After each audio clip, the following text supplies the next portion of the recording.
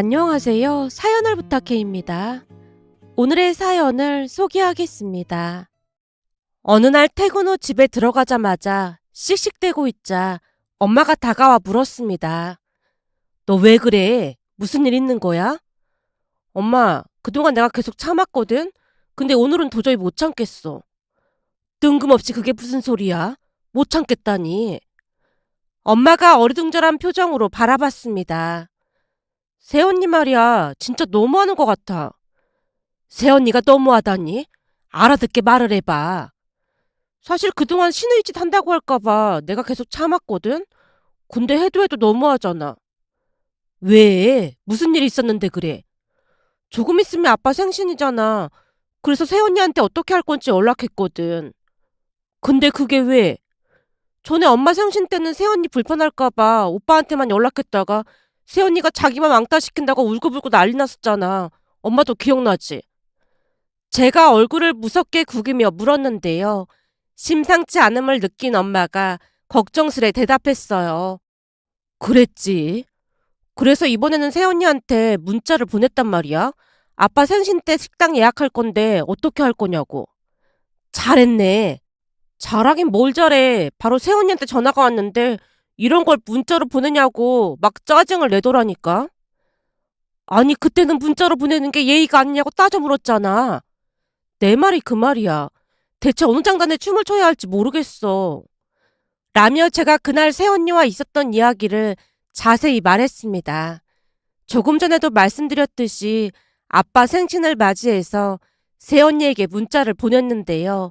전에는 문자가 아닌 전화를 먼저 했더니 새언니가 불만스레 지적을 했습니다. 아가씨는 의대를 다녀서 그런지 눈치가 없어도 너무 없는 것 같아요. 네? 그게 무슨 소리예요? 지금 이 타임에 의대가 왜 나와요? 그렇잖아요. 대부분 공부만 잘하는 사람들은 IQ는 높은데 EQ는 매우 낮다는 말도 있잖아요. 한마디로 공감 능력, 배려? 이런 게 현저히 떨어진다는 증거 아니겠어요? 근데 그이 말 들어보니까 그이는 의대를 한 번에 갔지만 아가씨는 3수나 했다면서요? 그럼 IQ도 좋은 편은 아닌 것 같은데 참 이상하네요. 라며 새언니가 신랄하게 비판을 했습니다. 하지만 제 행동이 그렇게 비판받을 일인지 이해를 할 수가 없었어요. 새언니 말처럼 삼수를 하긴 했지만 학교를 다닐 때도 성적이 항상 우수한 편이었습니다. 다만 의대를 가는 일은 쉬운 일이 아니었는데요. 특히나 원하는 대학 의대를 가기 위해서 삼수까지 했거든요. 그런데 새언니는 틈만 나면 그 부분을 한껏 비웃었습니다. 그런 새언니에게 따져 물을 수도 있었지만 새언니는 지방 국립대학을 졸업했기에 굳이 학벌 이야기를 꺼내고 싶지는 않았습니다. 그래봤자 똑같은 사람이 될 것 같기도 했고 무엇보다도 혹시나 저로 인해 오빠와 말다툼이라도 할까 싶어 걱정이 됐거든요. 그때 당시 새언니가 제게 문자가 아닌 전화로 물어본 것에 대해 신랄하게 비판을 했기에 아빠 생신을 앞두고 문자를 먼저 보냈는데요. 사실 오빠와 상의를 하고 싶은 마음이 굴뚝 같았지만 또다시 문제를 삼을까 싶어 제 딴에는 신중하게 문자를 보냈던 건데 이번에는 문자를 보냈다고 다시 시비를 걸어왔습니다. 아가씨, 그냥 전화로 하면 되는 거지. 굳이 문자를 보내고 그래요? 그때 언니가 전화부터 하는 건 예의 없는 거라고 해서 문자부터 보냈죠. 이래서 아가씨가 참 눈치 없다고 하는 거예요. 그때는 바빠서 그런 거고 오늘은 한가하잖아요. 라며 다시 시비를 걸고 있었는데요. 새언니의 행동은 보통 사람의 상식으로는 도저히 이해할 수 없는 것들이었습니다. 평소 제 성격은 불합리한 것을 다 짚고 넘어가는 성격이었지만 오빠와 새언니 싸움에 시발점이 되고 싶진 않았기에 역시나 이를 악물고 참아 넘겼습니다. 아, 네, 죄송해요. 제 생각이 짧았네요. 그쵸? 아가씨는 좀 깊게 생각할 필요가 있어요. 새언니가 키득키득 웃는 소리가 들려왔는데요. 순간 오빠라는 인간을 이해할 수가 없다는 생각과 함께 머릿속이 복잡하기만 했습니다. 제가 잠시 전화기를 들고만 있자 새언니가 다시 말을 꺼냈습니다. 그건 그렇고 왜 전화했다고 했죠? 조금 있으면 아빠 생신이잖아요. 아가씨는 나이가 몇 살인데 아빠라고 하는 거예요? 그 나이 먹었으면 아버지라고 해야죠. 네. 아버지 생신이잖아요. 어떻게 할지 물어보려고 전화했어요. 설마 저한테 생신상을 차리라는 거예요? 새언니가 화들짝 놀라며 소리치는 모습에 제가 급히 대답했습니다. 아니요. 그런 게 아니라 식당을 미리 예약해야 하잖아요. 그래서 상의 드리려고 연락드렸어요. 그때쯤 이미 기가 막혀 미칠 지경이었기에 제가 메마른 목소리로 겨우 말을 꺼냈는데요. 새언니가 귀찮다는 듯 대꾸했습니다. 그건 그이랑 상의하면 되잖아요. 저는 바빠서 이만 전화 끊을게요. 아가씨 이러는 거 신의짓인 거 아세요? 요즘 이런 식으로 신의짓 하면 큰일 나요. 라는 말을 끝으로 전화를 끊는 게 아니겠어요. 그랬으니 제 입장에서는 분을 삭히지 못하고 팔딱거릴 수밖에요. 결국 제가 미친 사람 마냥 허공에 대고 외객 소리치고 있자 엄마도 덩달아 목소리를 높였습니다. 그러게 말이야. 어디서 데리고 와도 그런 정신 나간 것을 데리고 올 수가 있어 그래. 이건 며느리가 아니라 상전이네 상전이야. 내 말이 그 말이야. 대체 우리가 왜 세연이 눈치를 보면서 살아야 해? 그냥 영 끊고 살자고 해. 불편해서 살 수가 없어. 누굴 탓하겠니? 모질이 네 오빠가 문제인 거지. 내가 보니 공부만 잘한다고 능사가 아니야. 세상 물정을 하나도 모르니까 어디서 저런 인간을 데리고 온 거지. 그때 임신만 아니었으면 절대 결혼 안 시키는 건데. 라며 엄마가 나라 잃은 표정으로 차마 말을 잇지 못했습니다. 그런 엄마 말이 틀린 말이 아니었는데요. 오빠는 공부가 특기이고 취미라고 할 정도로 공부를 잘했어요. 문제는 공부 말고는 할 줄 아는 게 없다는 게 단점이라면 큰 단점이었는데요. 그런 오빠는 명문 의대에 합격을 했고 의대에 가서도 내내 공부만 했습니다. 그러던 중 우연히 한 모임에 갔다가 지금의 새언니를 만났다고 하는데 결혼하기 전에는 마치 현모양처 마냥 새언니가 그렇게나 잘했다네요. 평소 모임도 잘 나가지 않던 오빠가 그 모임에 왜 나갔던 것인지 아직도 아리송할 뿐입니다. 암튼 오빠 말로는 간도 쓸개도 다 빼줄 것 같이 잘했다고 하니 공부만 하던 오빠가 순식간에 새언니에게 빠져들었던 것 같았어요. 새언니가 키도 크고 얼굴도 많이 예쁜 편이었기에 충분히 그럴 수도 있겠다 싶긴 했습니다. 그러던 어느 날은 집에 온 오빠가 힘겹게 말을 꺼냈어요. 엄마 아버지, 저 결혼해야 할 것 같아요. 뜬금없이 그게 무슨 소리야? 전문의 면허 취득하면 그때 결혼하던지 해야지. 갑자기 결혼이라니. 그리고 만난 지 얼마나 됐다고 결혼을 해. 결혼이라는 게 일륜지 대사인데 고작 몇 달 만나보고 결혼을 한다고 할 수가 있어. 엄마가 말도 안 된다는 듯이 딱 잘라서 말을 했는데요. 엄마도 그럴 수밖에 없었던 것이 오빠는 응급의학과 레지던트라서 하루하루 눈코 뜰 새 없이 바빴거든요. 그런 와중에 갑작스레 결혼을 하겠다고 하니 부모님이 놀랄 수밖에요.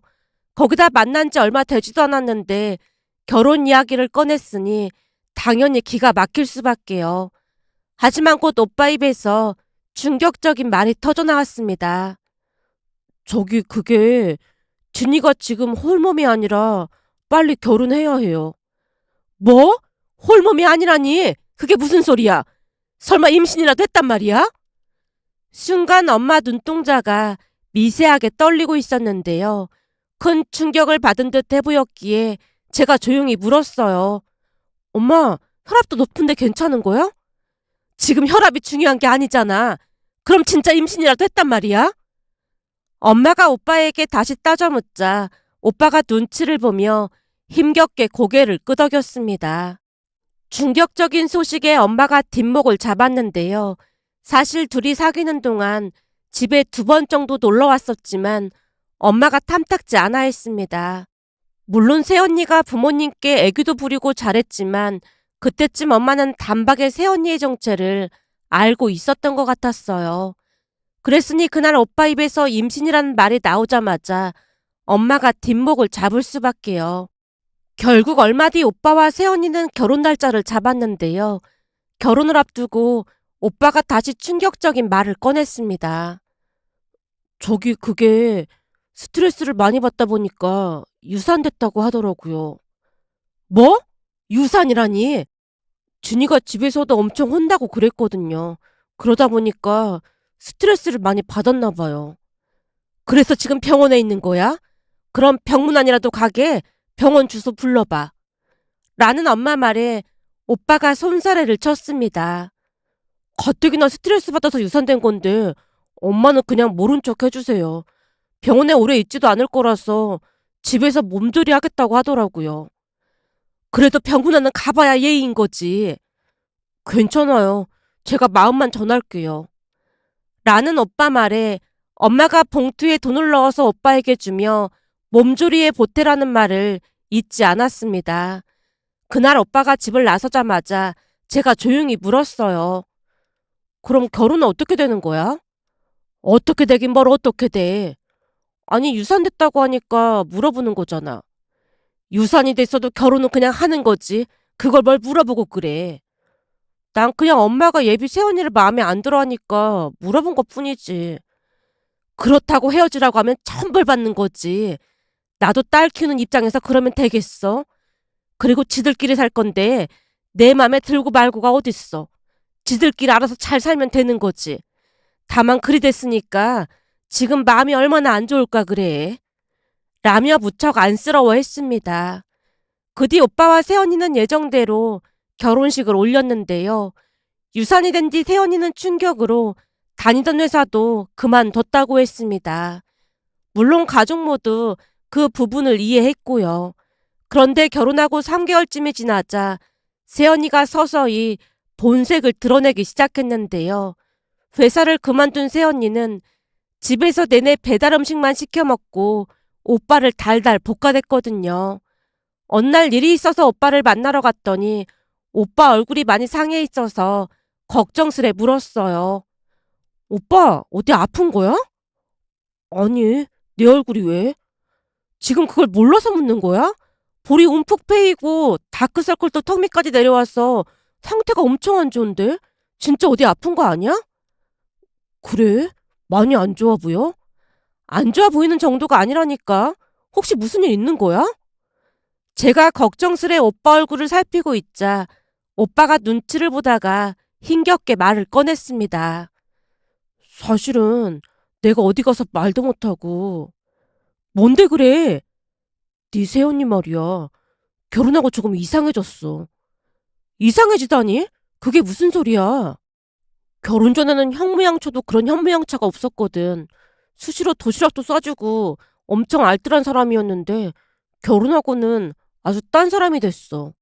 병원 구내식당에서 밥을 먹을 수 있으니까 내가 도시락은 바라지도 않는데 그 사람이 회사 그만두면서 살림을 전적으로 다 하기로 했던 거였거든.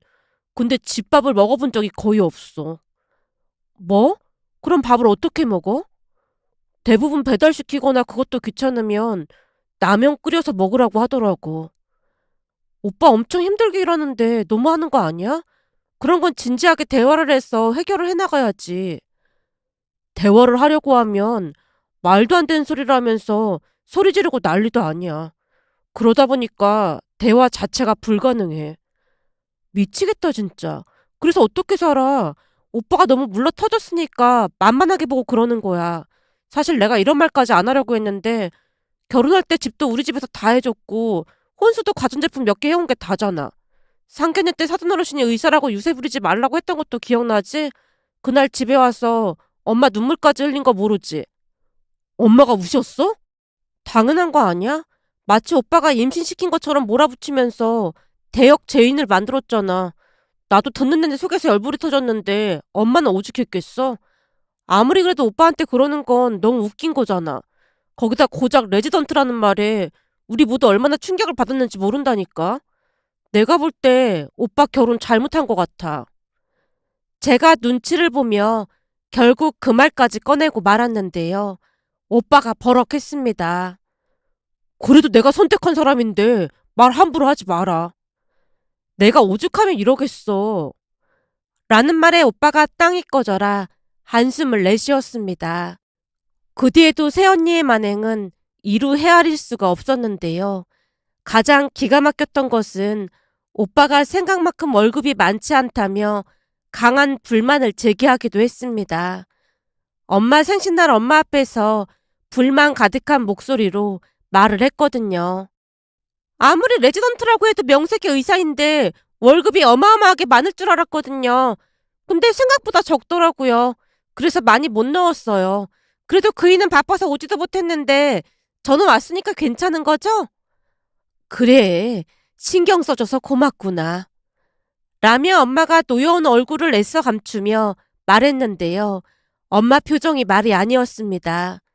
그런데 며칠 뒤 오빠가 집에 찾아왔고 미안한 표정으로 말을 꺼냈어요. 생신 때 못 찾아뵈서 죄송해요. 일이 너무 많아서 올 수가 없었어요. 바쁘면 그럴 수도 있지 뭐. 제가 많이 드리고 싶었는데 조금밖에 못 넣어서 죄송해요. 100만 원 정도는 드렸어야 했는데 요즘 들어 돈이 빠듯해서 50만 원밖에 못 드렸어요. 오빠가 머뭇거리며 힘겹게 말을 꺼냈는데요. 제가 놀라서 물었습니다. 그게 무슨 소리야? 새언니가 엄마한테 10만 원 드렸는데 50만 원이라니? 뭐? 10만 원? 엄마, 진짜 10만 원 받으셨어요? 어? 그게 괜찮아. 얼마 준 게 뭐가 중요하다고 그래. 엄마가 별일 아니라는 듯이 손사래를 쳤습니다. 순간 오빠 얼굴이 말이 아니었는데요. 돈을 전달하는 과정에서 일이 일어났음을 직감할 수 있었습니다. 그날 내내 심각한 표정으로 앉아있던 오빠가 집을 나서자마자 엄마가 저를 나무랐습니다. 넌 왜 쓸데없는 말을 해서 사달을 만들어? 오빠도 알고는 있어야 할 거 아니야. 다른 날도 아니고 엄마 생신인데 오빠가 10만 원만 했다는 게 뭔가 이상하긴 했어. 내가 딱 보니까 새언니가 중간에서 돈을 빼돌린 것 같네. 집에 가서 둘이 싸우는 거 아닌지 모르겠다. 오빠도 새언니 실체를 알아야 한다니까. 오빠가 맨날 호구처럼 거니까 만만하게 보고 더 그러는 거라니까. 오빠가 그러니까 우리까지 우습게 알고 더 그러는 거잖아. 난 살다 살다 새언니 같은 사람은 처음 본다니까. 라는 제 말에 엄마가 땅이 꺼져라 한숨을 내쉬었습니다. 그렇게 며칠이 지나갔고 오빠에게 전화를 해서 물었어요. 새언니한테 물어봤어? 물어봤는데 막 짜증만 내더라고.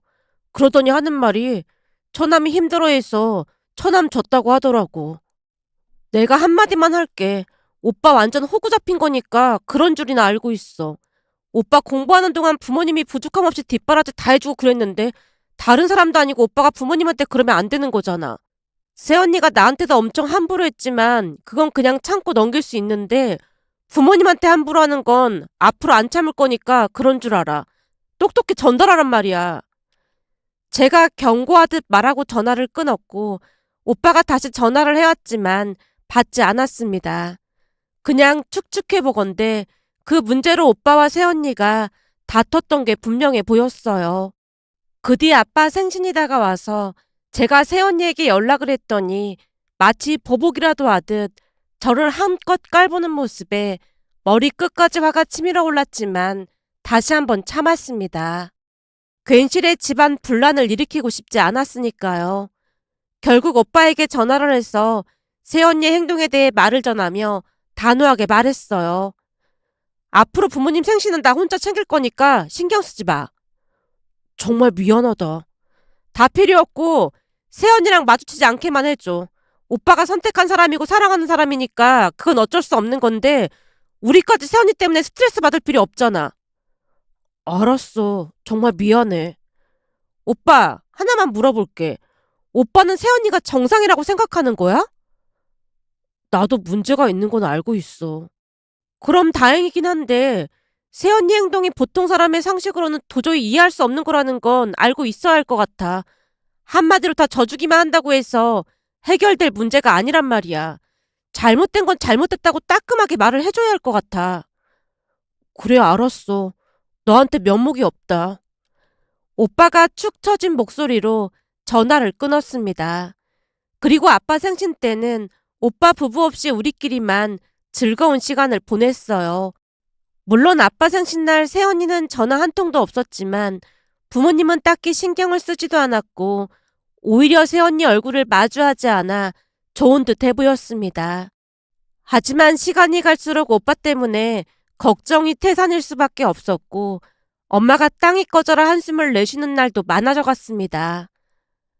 아니 아무리 그래도 어쩜 사람 보는 눈이 그렇게도 없을 수가 있어. 그니까 말이야. 집안에 사람 하나 잘못 들어와서 이게 뭐야 진짜. 내가 누굴 탓하겠니. 오빠가 다 받아주니까 더 저러는 거라니까. 집에 가면 배달 음식 아니면 라면 끓여 먹으라고 했다잖아. 그러면서 자기는 맨날 여기저기 먹으러 다니고 쇼핑하러 다니느라 정신 없다잖아. 네 오빠가 그래? 사실 엄마 아빠 걱정할까봐 말 못했는데 오빠 사기 결혼 당한 것 같아. 사치도 어마어마한가 보더라고. 이래서 아들 키워봐야 아무 소용도 없다고 하는가 보다. 나도 앞으로 신경 끄고 살아야겠어. 엄마가 굳은 다짐을 한 채 단호하게 말했습니다. 그 뒤 오빠 부부와는 거진 연락을 끊고 살았어요. 오빠도 연락을 끊다시피 했지만 우리는 그냥 모른 척하고 지냈습니다. 그러던 어느 날은 집에 갔더니 집안이 시끌시끌한 게 아니겠어요. 놀라서 집 안에 들어갔더니 새언니가 와 있었고 울며불며 엄마에게 매달리고 있었습니다. 어머님이 그이한테 한 번만 말씀해 주세요. 얘가 왜 이래? 내가 말을 해주긴 무슨 말을 해줘. 그이가 오해한 거라니까요. 그니까 우리 준서 오면 물어본다고 우선 가 있으라고 하는데 대체 왜 이러는 거니? 라는 엄마 말에 새언니가 펑펑 눈물을 흘리다가 다시 말했어요. 그이가 이혼한다고 한단 말이에요. 뜬금없이 이혼하는 건 말이 안 되는 거잖아요. 뭐? 이혼? 준서가 이혼한다고 했단 말이야? 대체 무슨 일인데 그래? 우리 준서가 그러는 데는 이유가 있을 거 아니야. 준서 씨가 오해하고 그러는 거라니까요. 공부만 한 사람이라 그런지 대화도 안 통하고 답답해요. 그러니까 어머님이 제 편 좀 들어주세요. 새언니가 엄마에게 막무가내로 매달리고 있었어요. 순간 쎄한 느낌이 들어서 조용히 밖으로 나가 오빠에게 전화를 했습니다. 오빠, 대체 무슨 일이야? 그 사람 아직도 거기 있는 거야? 진짜 미쳐도 단단히 미친 여자라니까. 오빠 입에서 막말이 터져나오고 있었는데요. 평소 오빠가 쓰는 단어가 아니었기에 놀란 채 다시 물었습니다. 대체 왜 그러는 건데? 내가 가서 얘기하려고 했는데 나 이혼할 거야. 뭐? 이혼? 그동안 그 미친 여자가 바람을 피우고 있었더라니까. 뭐? 바람? 나 택시 타고 가고 있으니까 가서 얘기해. 오빠가 전화를 끊었고 제가 다시 집 안으로 들어가서 엄마를 잡고 있던 새언니를 밀쳐냈습니다. 우리 엄마 다치면 어쩌려고 이러는 거예요? 아가씨, 그이한테 말 좀 잘해주세요. 그이가 오해한 거예요. 두 사람이 알아서 해결을 해야지 왜 우리한테까지 와서 이러냐고요. 그동안 우리한테 신경 쓰지 말고 살자면서요. 제가 다 잘못했어요. 그러니까 제발 그이 좀 말려주세요. 다시 한번 말하지만 우리가 상관할 일이 아닌 것 같으니까 알아서 해결하세요. 곧 오빠 온다고 했으니까 조용히 기다리세요. 제가 이를 악물고 얼굴을 무섭게 구기며 말했는데요. 오빠 입에서 바람이라는 단어가 나왔다는 건 절대 그냥 나온 말이 아니라는 확신이 들었거든요. 잠시 후 오빠가 후다닥 뛰어들어왔고 새언니에게 소리쳤습니다. 너 여기서 뭐 하는 거야? 여기가 어디라고 낯짝을 들이밀어? 여보, 진짜 아니야. 그러니까 진정 좀 해. 좋은 말로 할 때 당장 꺼져. 나를 얼마나 만만하게 봤으면 뻔뻔하게 바람까지 피우고 우리 부모님 집에 올 수가 있어. 당장 나가. 오빠 눈이 분노로 이글거리고 있었습니다. 평생을 살면서 그런 모습은 처음이었기에 엄마와 함께 얼어붙은 채 서 있었는데요. 오빠가 새언니를 밖으로 내쫓아버렸습니다. 그리고는 죄인 마냥 입을 뗐어요. 죄송해요. 여기로 찾아올 줄은 진짜 몰랐어요. 대체 이게 다 무슨 일이야? 알고 봤더니 몰래 바람을 피우고 있었더라고요. 오빠가 그동안 있었던 이야기를 해줬는데요. 시간이 갈수록 새언니는 오빠를 더욱 호구 취급했다네요. 어느 날은 병원에서 새벽 근무 중에 갑자기 몸이 좋지 않아 집에 갔다는데요. 현관문을 열자 처음 보는 남자 구두가 놓여있더랍니다. 아마도 오빠가 병원에서 새벽에 일을 하는 일이 많다 보니 겁도 없이 남자를 집까지 데리고 왔던 모양이었어요. 순간 너무나 놀라서 우선 밖으로 나와 오만 가지 생각을 하다가 병원 당직실에서 뜬 눈으로 밤을 새운 뒤 오빠 절친인 민철이 오빠를 찾아갔던 모양이었어요. 민철이 오빠는 고등학교 동창인데 운동을 하던 사람으로 체육관을 운영하고 있습니다. 전혀 다른 성향의 두 사람은 둘도 없는 친구 사이였어요. 그랬으니 민철이 오빠와 상의를 했고 민철이 오빠가 분노한 채 바로 흥신소를 찾아보고 새언니 미행을 시켰다고 하네요. 그러면서 새언니의 만행이 만천하에 드러났다는데 결혼 전 만나던 남자와 지금껏 만나왔다고 했습니다. 거기다 녹음된 내용 일부를 들어봤더니 의사 나부랭이가 돈도 없다는 말도 수시로 한 모습에 큰 충격을 받을 수밖에 없었습니다. 한참 동안 이야기를 듣던 엄마가 조용히 물었어요. 그럼 민철이가 도와줬단 말이야? 그래도 그런 생각은 했네. 현관에 남자 구두가 있는 거 보면서 그냥 들어가면 안 될 것 같더라고요. 우선 증거를 잡아야 할 것 같아서 그랬는데 그 증거를 잡았어요.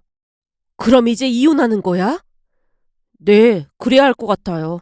그 바람핀 그놈한테도 소송하고 내가 그 두 인간 가만 안 놔두려고요. 라며 오빠가 이를 갈았습니다. 새언니가 이혼을 못하겠다며 난리를 쳤지만 명확한 증거 앞에 방법이 없었던 모양인지 결국 둘은 이혼을 하기로 했습니다. 그런데 얼마 뒤 오빠가 찾아와 또다시 기가 막힌 말을 꺼냈어요. 바람 피느라 진짜 바빴나 보더라고요. 뭐? 그게 무슨 소리야?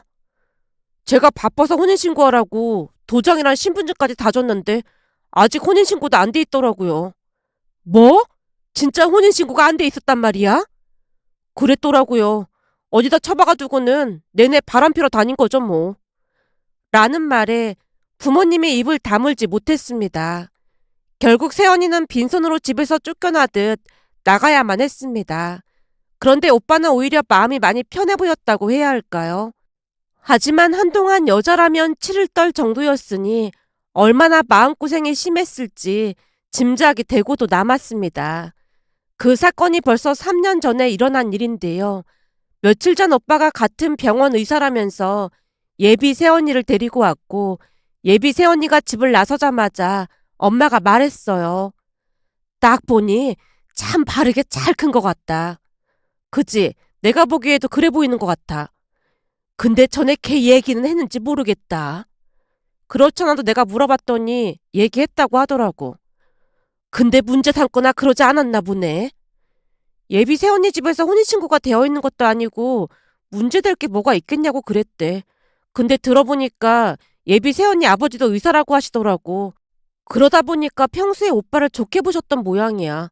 다 괜찮다고 결혼 허락하셨대. 그래? 정말 다행이다, 다행이야. 라며 엄마 얼굴에 미소가 번지고 있었습니다.